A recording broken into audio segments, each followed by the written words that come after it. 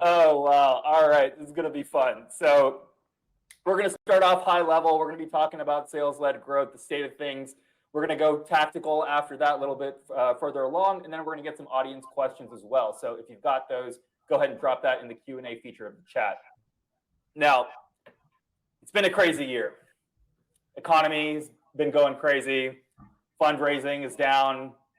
What is the state of sales-led growth in 2022? Leila, why don't you start us off? Yeah, I mean, I would say that it's not binary, right?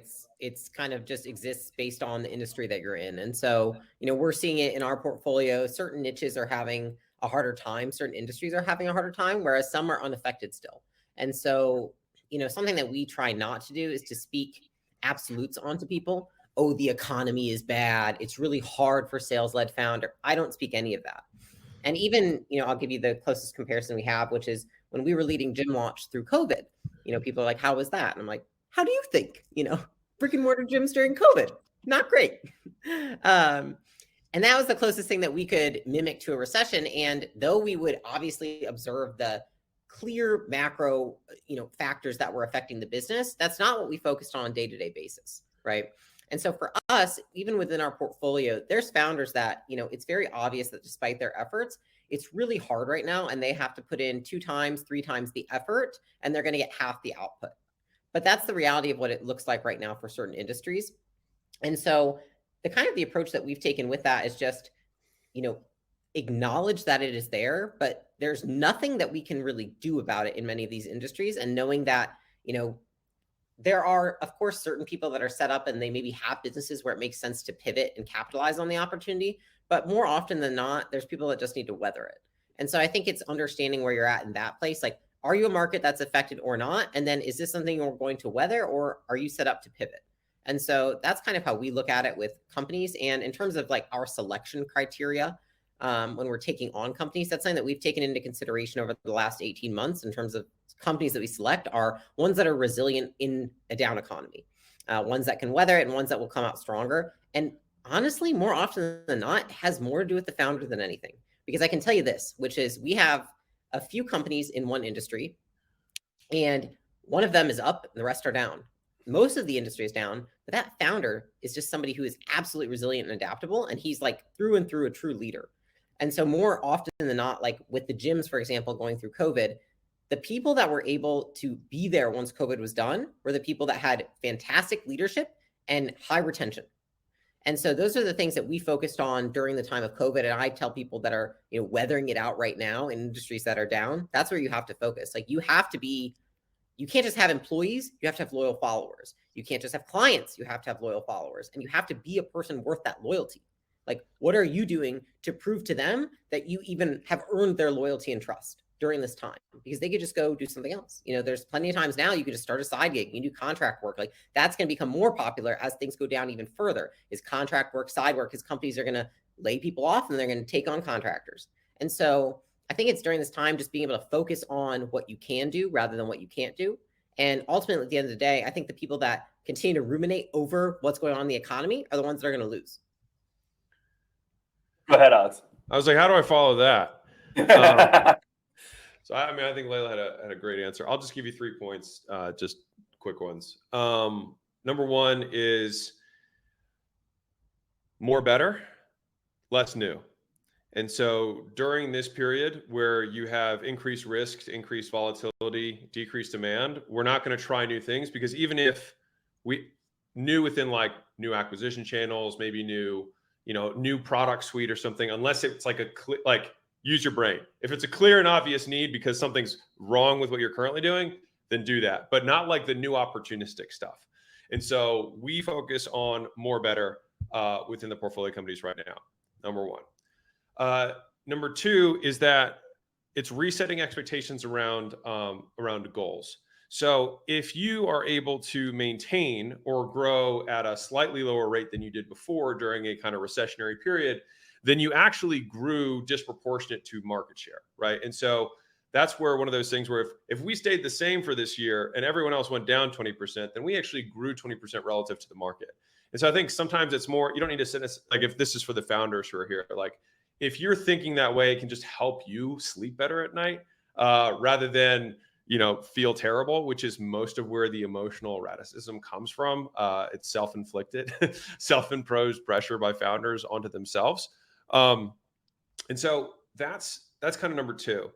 The third one was, it was 3 points. I was trying to remember them all while Leila was talking. You got more, better, less new. Yeah. Reset expectations around goals. And the third one? Yeah, I'm trying to remember what the third one was. But was that? I was going to say, we talked about this today, actually, marketing switch. In terms of wording? Mm-hmm. Yeah, so that wasn't going to be the third one, but that is a great third one. So I'll toss it. Thank you. Let's roll with it. Yeah, so some of the language starts to shift in the marketing messaging. So it goes from less around thriving, more around surviving.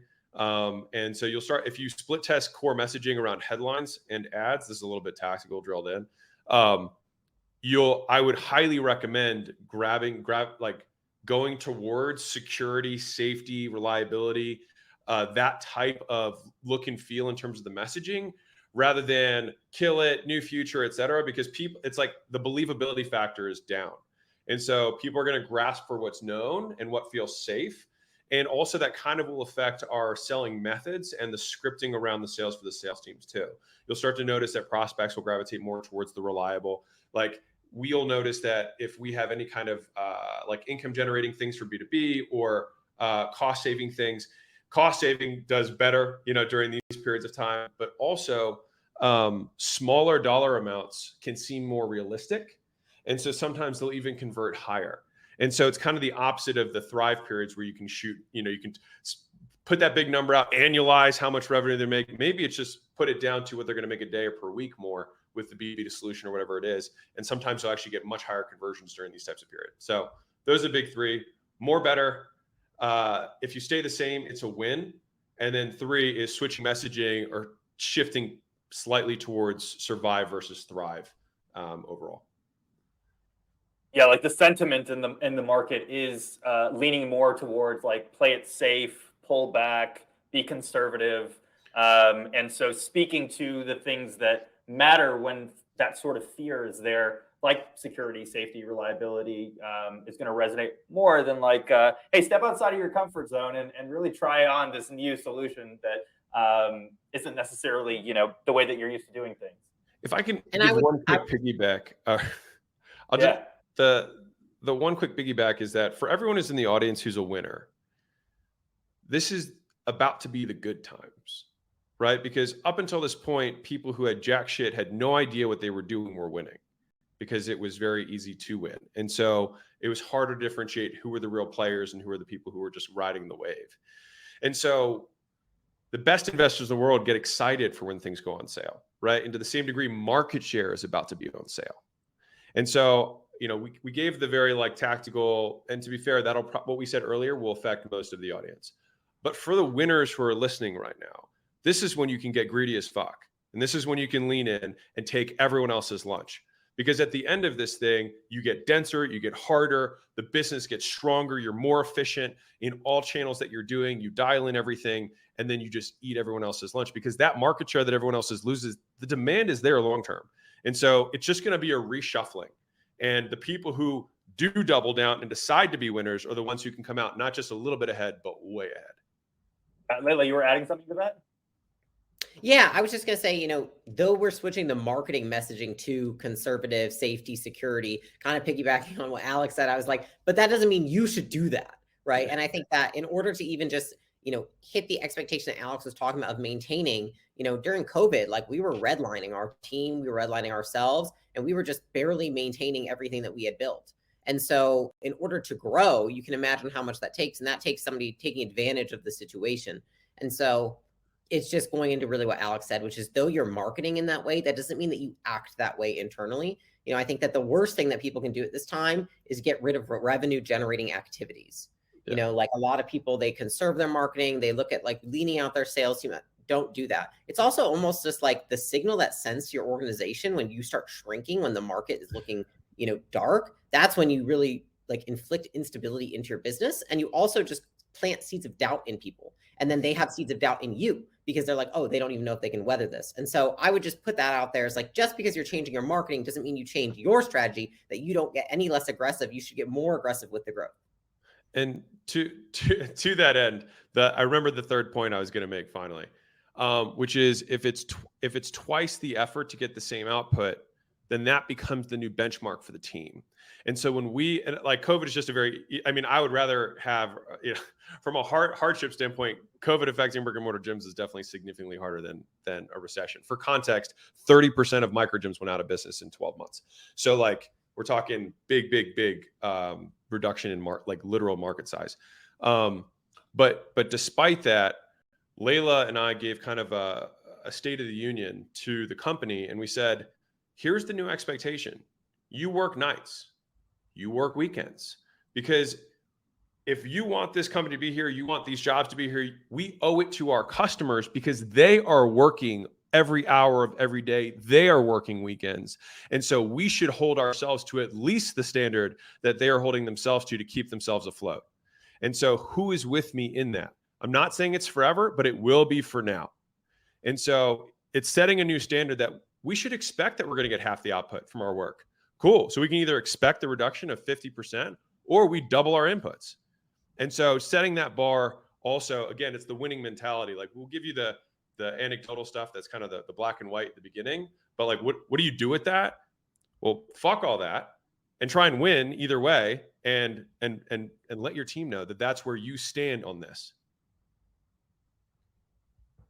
Yeah, y'all seem to complete each other's sentences a lot. You should certainly hang out. One of the things, Leila, you had brought up early on, and you've touched on it, both of you have touched on it quite a bit. It's more founder than industry at a certain point. And I think that's something that is worth fully unpacking here. Like, what are those shared characteristics of those founders that are, able to kill it in these industries that maybe be going the other way? Well, if you go to acquisition.com, they're on the website. Boom. Competitive greatness, unimpeachable character, sincere candor. Like there's a reason that we chose those values, which was because one, those are the values that we uphold ourselves to. The second is that those are the values that we uphold the team to. And the third is that that's the selection criteria for CEOs that we are willing to work with. And so sorry, Leila, what are those three again? You said competitive greatness, sincere candor, unimpeachable character. Got it. And the reason that we chose those, I'll explain each one a little bit and then let Alex as well, because we each have our different take. But one of the main reasons is we understand, we see businesses all the time that come to us and they have great revenue, they have great profit, they have great everything, right? But like the founder's just awful. We're like, this is going to end at some point because nobody's going to be loyal to you. Your customers are going to tell you just want money and you're greedy, or people are going to see that you're lazy and nobody's ever going to work any harder than you. So we're screwed here because you're the limit. And so we see it all the time where that is the limiting factor for it's tough to like verbalize what we've seen, because talking to 50 founders a week, seeing their stories, like reading about their companies and then seeing like the limiting factor is always them. It's frustrating at times because like, I swear if you could just be a better person, this would all work out for you. But competitive greatness is the one that I think right now is most pertinent, because competitive greatness is the love of a hard challenge. And it's people who seek out hard challenges, not for the outcome, but for the person that they become along the way. And that's what we look for in founders. We don't want people, when I say, what's your goal with your company? And someone says, if I could sell for 20 million, I'm like, oh God, like vomit. Because the thing is, when you hit 20 million, what next? Like that's all you want? Like, that's it. That's not competitive greatness. Competitive greatness is like, there's no ending to it, right? They're like, I want to take this thing all the way.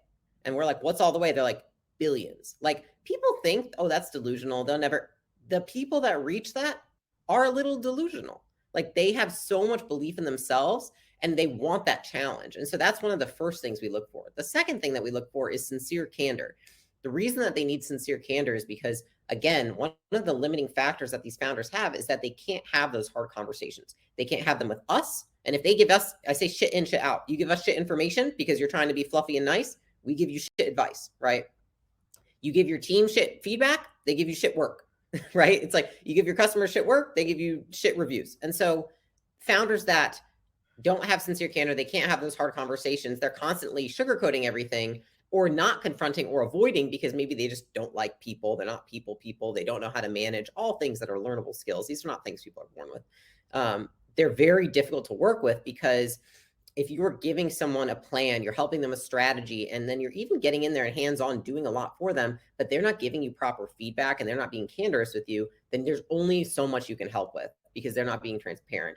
And that's a limiting factor for us. And that's why it's so important for us. And also because we tend to see that teams are loyal to people who are honest.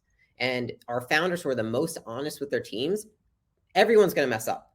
They all mess up the same amount. They all make the same amount of mistakes. We all do. But how you handle those mistakes is another thing. And those people who can be transparent with us and their teams are the ones who go the farthest.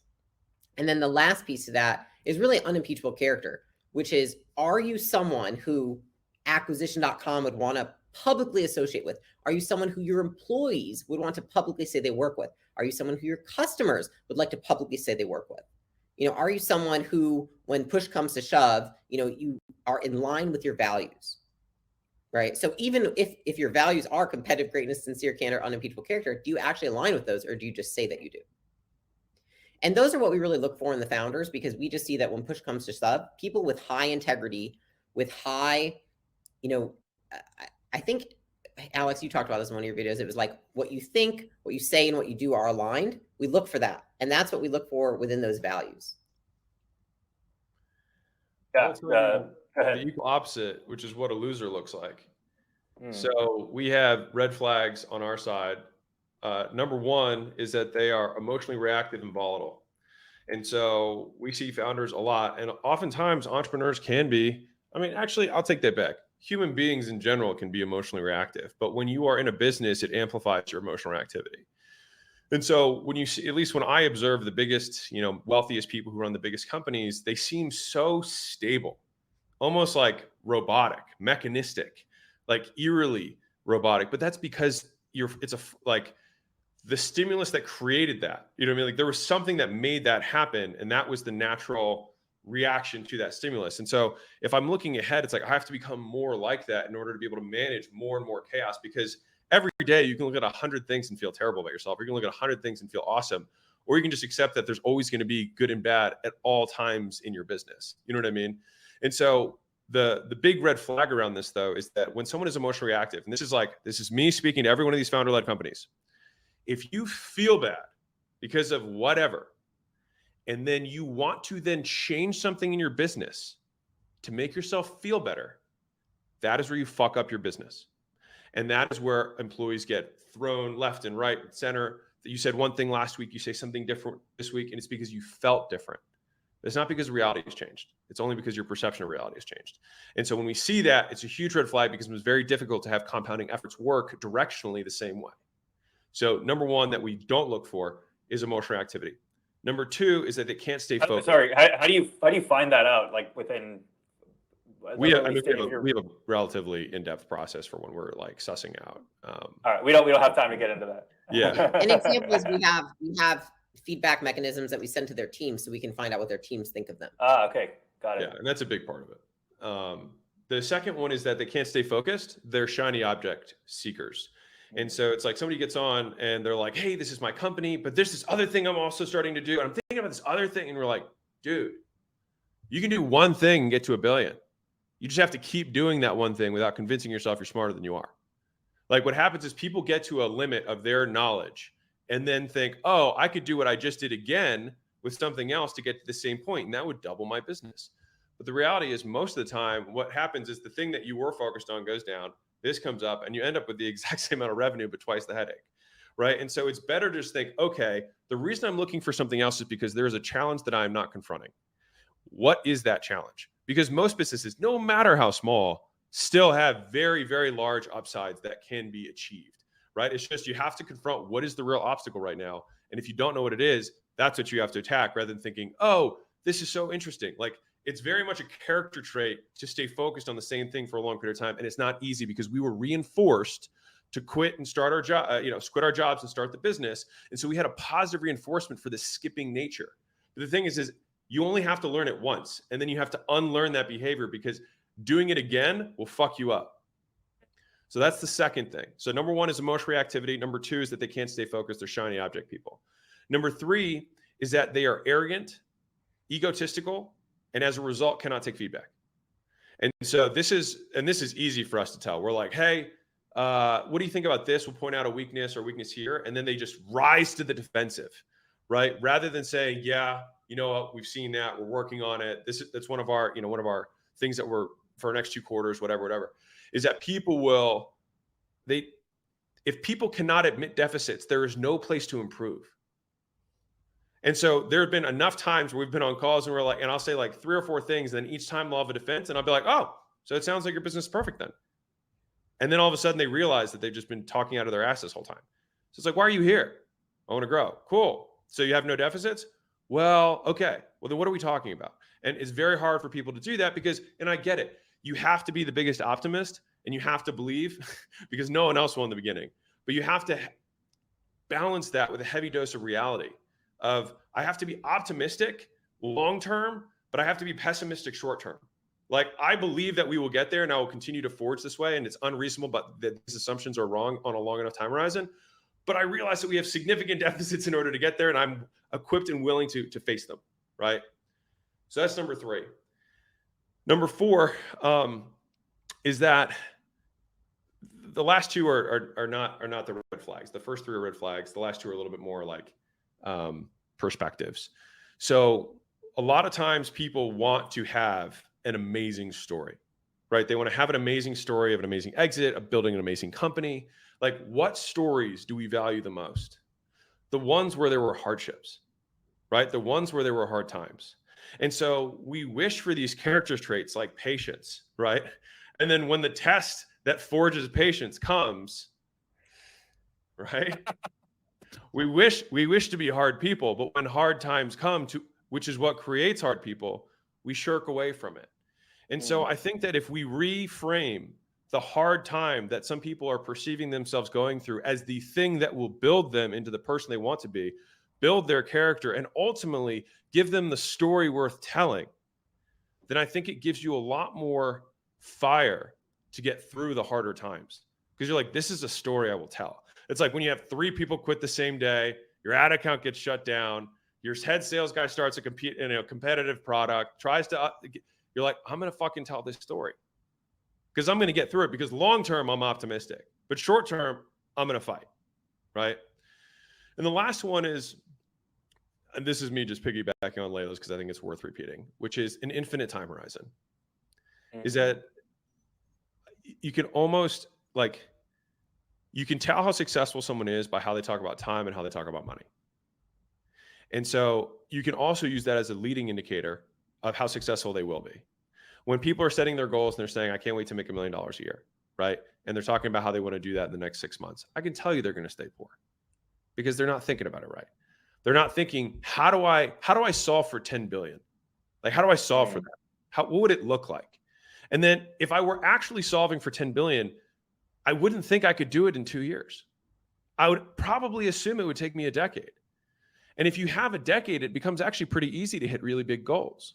But everyone is always thinking about their next quarter, the next week, the next month, right? And so in so doing, they can never actually think big enough to set a plan in place that would be unreasonable for it not to work. But because we have these ridiculous timelines, we do ridiculous plans that are basically stupid as fuck because there's no way they're going to work because the timeline that they set them on was wrong. And so a lot of times compounding things take time to work. And so if we have a goal that's 10 years out, that is an actual goal. And some people talk that talk, but it's like, it has to be in here. If it really is like, I can think of me at 40, I can think of me at 50, I can think of me at 60, and what would have to happen in order to get there, you get really patient for these little hiccups. And that decreases your emotional reactivity. It decreases the ego and arrogance that you have. It increases how coachable you are. And it stops you from focusing on shit that doesn't matter. The shiny object syndrome, SOS, right? Is if you have this long-term perspective and you're willing to wait for a long time to get there, then these little things that come up, you're like, that's not the mission. It's just short cash. It's just me getting excited about new shit. Silly Alex, right? And so I'll give you one tactic for all the founders who have this ADD that want to start new products all the time and launch new things, even though the first thing that you launched isn't even ready, isn't even done. And you have a list of 100 things that you probably should be doing that you aren't doing to the first thing, but you think you should do the second thing anyways, right? This is the tactic I have for you. Make a list of every time you have a really good idea. I have a list. It's literally on my phone. It's Alex's big ideas. And so I scratch my itch by putting it in the list, making a pitch deck for it, and then I fucking put it away. And sometimes I show it to Leila and she's like, you know, we can't do that. I'm like, I know, but I just wanted to show it to somebody because I think it's a really good idea. And as long as that's your agreement. I know this sounds ridiculous, but this has been very helpful for me because I want to start 100 things. But I also know that big things take time. And so for me, that's been the approach that I've taken. So those are the 3 negatives, the 2 perspective shifts, and how they all tie together. That's, yeah, there's a lot to unpack there. Yeah, something that stood out to me was just having an infinite time horizon all of a sudden allows you to set much bigger, hairier goals. Patience becomes available because you're not trying to plan for the next week, the next quarter. Something else that really stood out to me is that neither of you listed off a list of to-dos.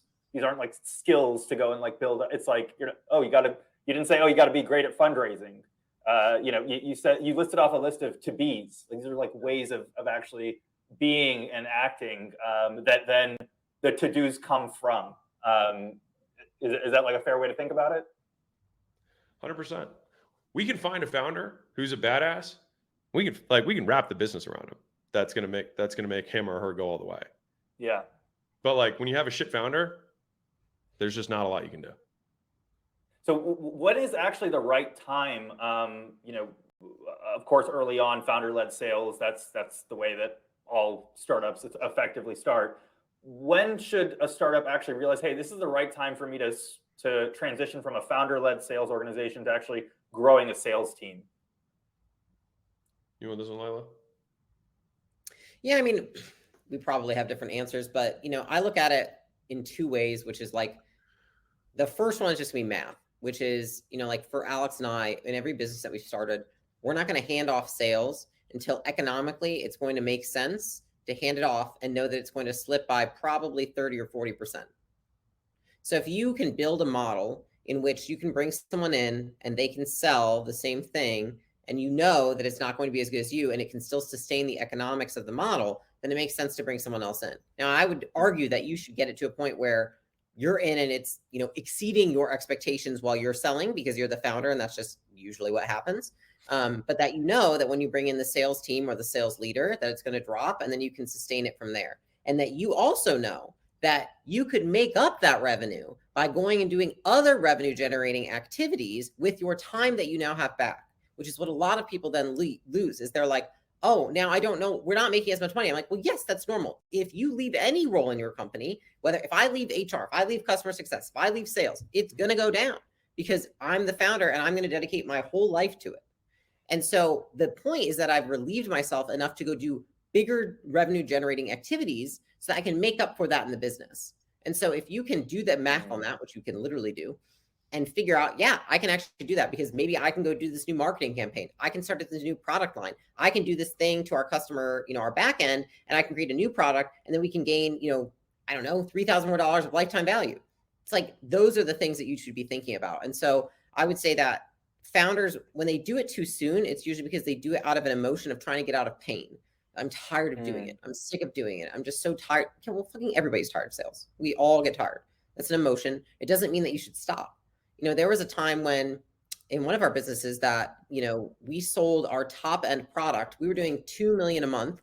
We were taking home like 1.5 million a month in profit. And I remember being outside of our ginormous mansion, took a sales call because the guy was underperforming. And I was like, fuck it, I'll do it. I'll get in there. And so I think you just always have to be willing to do that. And I think what most people do is they make the mistake of, they just want to get out of pain. And that's the first thing is they want to get out of the pain. They're tired. They're selling all the time. I'm not even convicted. It's like, boo-hoo. Like, these are first world problems. That's what I tell myself. I'm like, who feels bad for you? Nobody. This white girl over there making all this money. Like, nobody cares. The second thing is they don't replace the activity with something else that's going to generate revenue.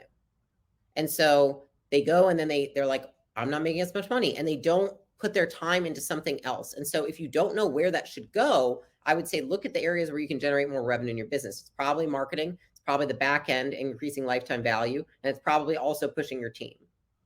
Because most people, once they delegate something, they don't know what to do with their time. They're like, well, what would I do if I delegated that? I'm like, oh my God, there's so many things. But they're not thinking that way. They're not thinking, how else could I generate revenue? So I think those are probably the two reasons why people mess that part up. I would say the third is the person that they replace themselves with. They don't hold them accountable once they bring them in. So they bring the person in and then they don't train them properly. They think, oh, they should understand it as well as I do, which is if we, as a founder, right, like we're the one who created the company, we don't need training.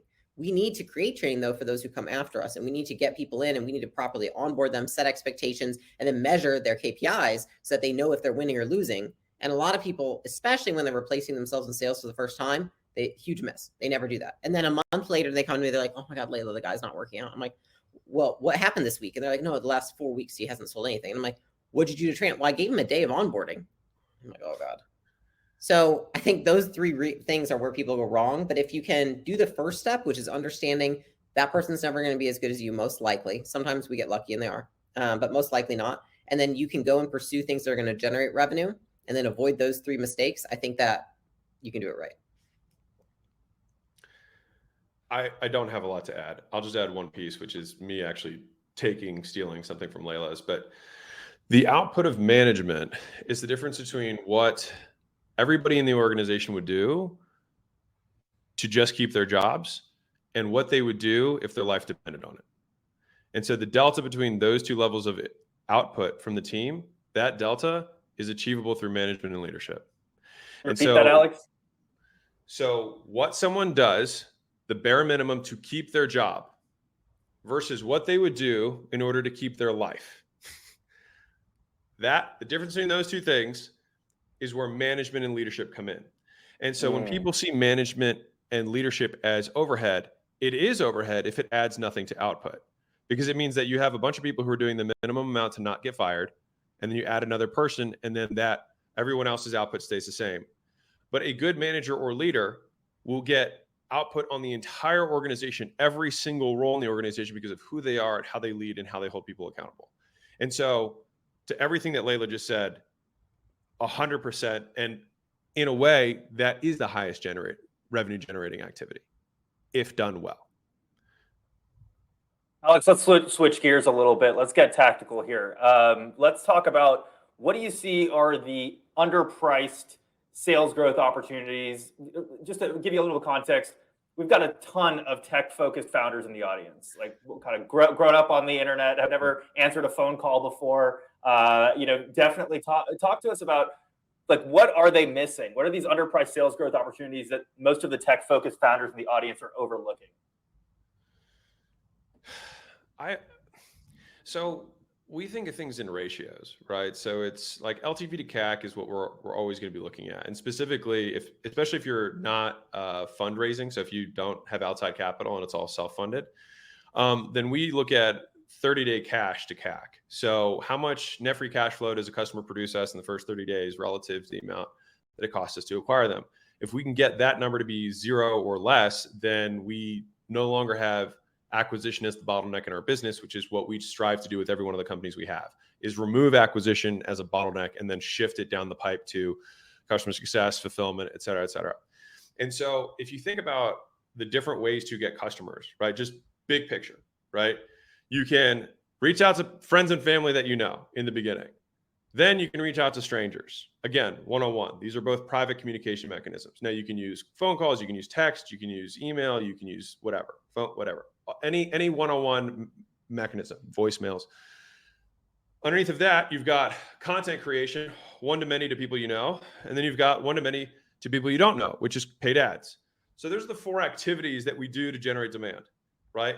Now, from that, we get an output of people, right? If we do one-on-one, we get leads. If we do cold reach outs, cold DMs, we get leads. If we do content, we get leads. We do paid ads, we get leads, right? Now, those leads themselves can be 4 different types of leads. You can have employee leads, people who are going to do the work for you, right? You can have agency leads, so people are going to also do the work for you, but exist outside the company. You can have customers who are going to get you referrals by posting content and doing those reach outs to their network on your behalf. And you can get affiliates who can do those same things, all 4 of those again.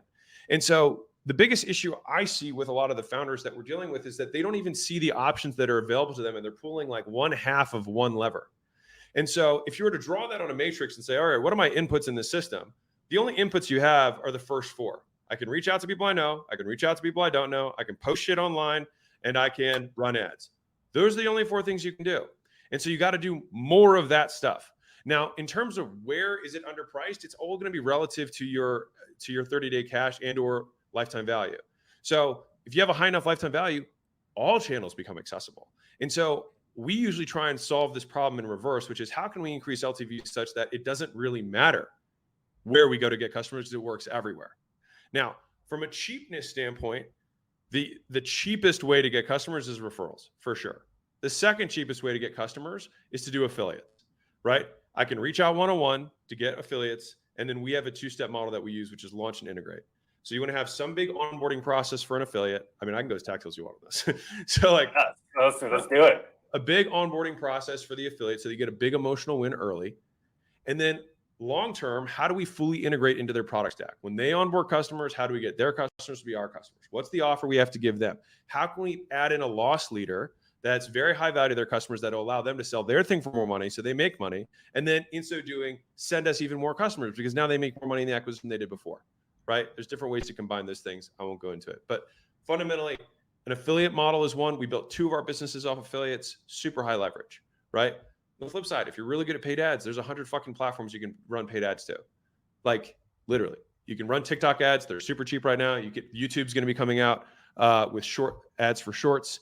I think in Q1, there's always underpriced attention. I think the issue is though, that people have LTVs that are too small. So they're solving the wrong problem. They're always looking for cheaper attention rather than figuring out how to make their customer more valuable.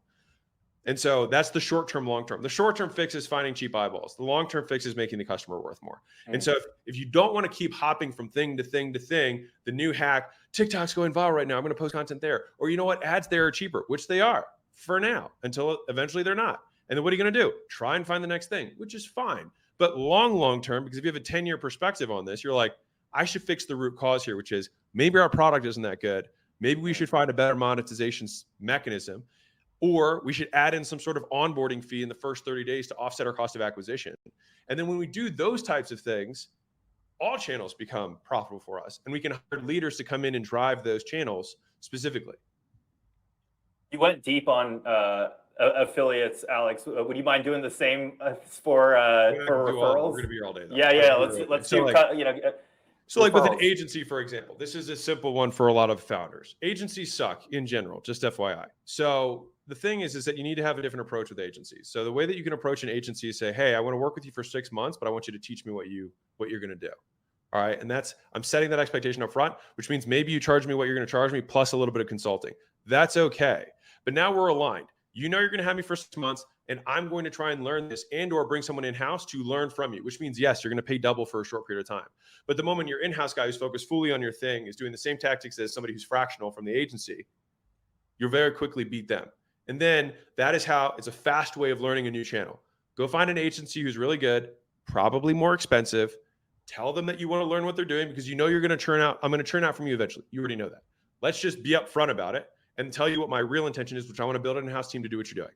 You'll make a little bit more profit because you're going to help me consult, and I'll tell you that I'm going to commit to 6 months, right? So it's another way that you can use agencies to do any of those platforms, right? To the same degree, if you're running ads, I mean, I could get running ads, but there's 100 platforms. You know what I mean? Like big picture, you got to give away something that's really valuable for free. That's what it is. And so if people aren't clicking on your 99 cents, giving away 99 cents.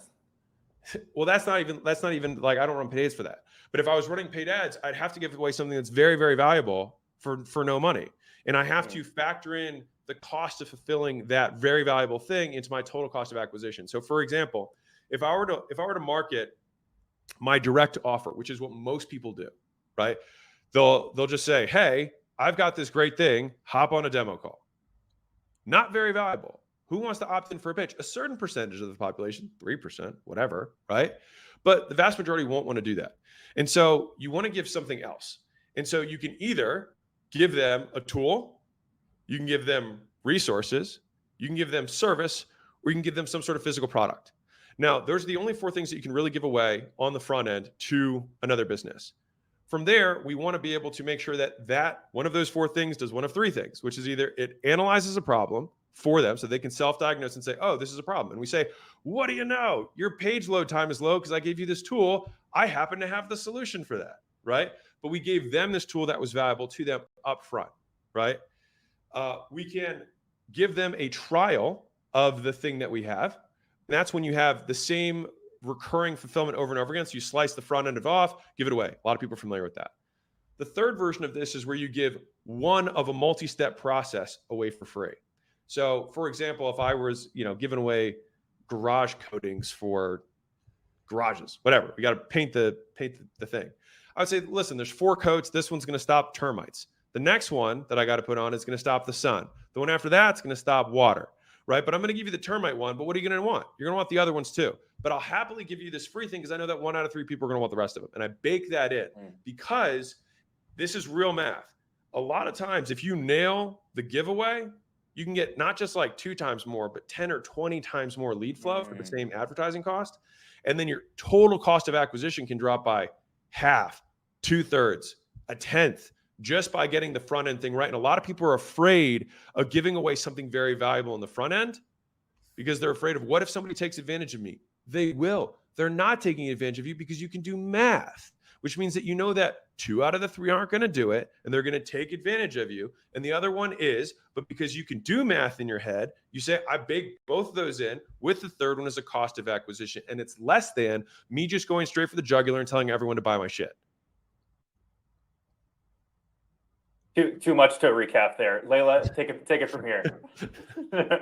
I was literally going to ask you to clarify the question because when you said underpriced, like, what's the underpriced opportunity? Like the underpriced opportunity is don't look for underpriced opportunities. Figure out how to make your LTV much longer so you don't think like this. Like I think where the question comes from is the wrong thinking process. Like that's the fundamental issue with the question. Big picture, right? Small picture. Give away something really, really valuable and keep making it more valuable until everyone fucking wants it. And then sell them something. Makes a lot of sense. Yeah. Leila, I guess, yeah. If I just feel bad for Dennis who asked the question, Little did you know, Dennis. No, let's, we'll wrap up here. No, would love to know from each of you if there was one thing that you want to kind of leave the folks at home with, be it the founders there that are maybe thinking about things in terms of, oh, the economy is a certain way, or they're kind of feeling stuck. Like, what's one thing you want to leave the folks at home with? I think one thing that I wanted to point out was just like when Alex was talking about emotional reactivity. It's not that people that are not emotionally reactive don't have emotions. And I think that's one of the common misconceptions is people see people like me or Alex and like, oh, well, they must be much less stressed, much more calm. They must not get anxiety. They must not get nervous. They must be very patient. And I'm like, dude, I feel all of those things the same as anybody else. Emotional reactivity means you don't react to the emotion that you feel. And so going through times like this where things are uncertain, I think that a lot of people tend to go more into that state, and they tend to do really weird shit within their companies to seek certainty, right? If you can be okay and willing to confront the uncertainty of what is and to not need reassurance and to not act out upon that in your business, then I think that you'll be better off than everybody else because most people aren't willing to feel stressed. They're not willing to feel frustrated. They're not willing to feel upset. The people that survive these times are willing and run towards those emotions. And I know that sounds ridiculous because this is like a business thing, but we just see it all the time. And it's just that the founders who fail are the ones who literally act upon those negative emotions and they act them out in their business. And then they typically ruin their businesses in one way or another, especially during times like this. The amount of people during COVID that went out of business because they just couldn't take the stress anymore. I'm like, what do you mean? The stress won? Like, it ruined your life because you felt stress. And so I think people have to take a really hard look in the mirror because it's not about the opportunity. It's not about the niche you're in. It's not about the industry. It's about who you are as a person. And I think that why I love it so much is because COVID was a time where I was really able to prove to myself who I was. And then the parts of myself that I didn't like that showed up, I was able to improve upon those because they were exposed to me.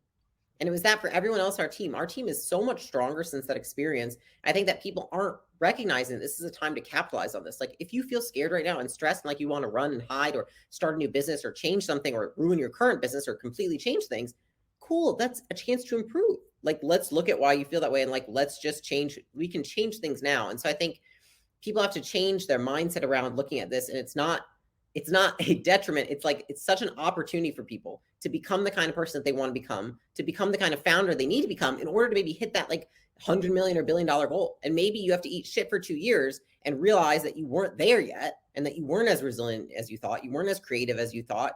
Couldn't handle stress as well as you thought. But if you can be reflective, pain plus reflection is progress. And so it's how can I capitalize on the pain or on the stress or on the times right now that we're going through and actually come out stronger the other side? If I can do that myself, then my business certainly will too. Yeah. Stop trying to look for the hacks. Start becoming the person that you need to be to make the difference that you're committed to making. I think that is just a beautiful, beautiful way of closing out our summit that's been very like growth and strategic heavy. So that's funny because I think Alex and I both have been like, I never want to talk about mindset and becoming a person, all this stuff. Like I used to think that way because I was like, I just want to give the tactics. But it's like, when you talk to as many founders as we do, I'm like, dude, it's not about the tactics. The smartest, most talented people fail every fucking day because they can't handle this one thing. It's crazy. That resonates. Yeah, Alex? 2 points. One is just an added caveat to Leila's, which is behavior is what dictates your character, not your feelings. So if you feel impatient, you can still exhibit the character trait of patience by choosing to ignore the impatient feeling. You can be courageous despite being fearful by ignoring the fear and doing it anyway. You can be loyal despite having a wandering eye, as long as your behavior matches that of a loyal person. And so it's not that emotions are the enemy. It's acting on the emotions that's the enemy. And so I just wanted to clearly delineate that like growth is uncomfortable. By its very nature, you are stretching yourself and pushing your own envelope. Did we expect it to be comfortable? No. Did we expect, I mean, it's why they call it growing pains. Like, did we expect it to be a walk in the park? Of course not. But the pain shouldn't change the behavior. And that's why I think a lot of founders who go a really long way just become very emotionally still in terms of their behavior, let alone, independent from how they're feeling today. I remember there was a time a mentor of ours got on stage and just absolutely murdered it for 4 straight hours and got off like, dude, you killed it. He's like, oh, I was throwing up literally the moment before because I have mercury poisoning. I was like, oh, it's just a different level of excellence, and I'll give my second point, which is this: is if anyone's seen Last Dance, which is I highly recommend it. It's a Michael Jordan like mini series. There was this point in the series that really stuck out to me, and he talked about how he chose to perform every game like it was his best and only game he could play, because there was a kid with his dad in the audience who had scrounged up the money to see MJ play the Bulls this one time in their life. He's like, and everything they have is to just this one game. And for me, I try and challenge myself with that, because I'm like, man, MJ was the GOAT. He was the best of all time. And like, what would that look like within the context of business? It means like every meeting, every sales call, every departmental huddle that you go through, every new client meeting, like all of these things that we have to do. It's just so easy to phone it in. But that little extra bit of fire over and over and over and over again, it develops you more. Like, I love this quote, which is, your work works on you more than you work on it. And so it's a lot more about who you become through doing the work than the work itself. And so Leila and I are big believers in that. And I'll leave off with a final quote, which is, champions never quit, be a champion. Champions never quit, be a champion. You heard it here at the Growth Summit 2022. Thank you so much for spending your time with us today, Alex and Leila. Y'all are rock stars, and it's such a privilege to be able to chat with y'all today. Let the people know what you've got going on in your life and how they can get in touch. All right. We talked about offers briefly. There's a book. People said it was good. It's got like a zillion reviews on Amazon. It's 99 cents for an ebook. If you're fundraising, you got to watch your budget. It's 99 cents. The sequel to this, $100 Million Leads, I touched a little bit of that. I talked about 8 different things that you could do, how you structure lead magnets, things like that, the different forces that will get people to take you up on those things. All of those are in the next book, which is $100 million leads. And if you're interested in that, you go to acquisition.com/leads. So acquisition.com/leads, and you can get on the early bird list. Last time the book sold out in like 8 seconds, and then it was like 8 weeks before the next print run. So if you want to get on the early bird list, you can do it. It's free. And the book will also be 99 cents. So hopefully it will make you more than the 99 cents that you spent on it. Quick shout out on the book. The book is really, really good. It's something that we have read internally at Demand Curve quite a bit. Yeah, it's people didn't just say it was good. They said, oh my God, how is he giving us this much stuff for just 99 cents? Like it's like that kind of an emotional reaction that you get when you read this thing. So do yourself a favor, go check that out. Leila, take us away. Oh, yeah, no, that's it. No. Beautiful, beautiful. Well, yeah, thank you both. This was so much fun. You can go ahead and click the leave stage button, and I'll just catch you backstage in about 30 seconds. Thank you so much. Thank you all.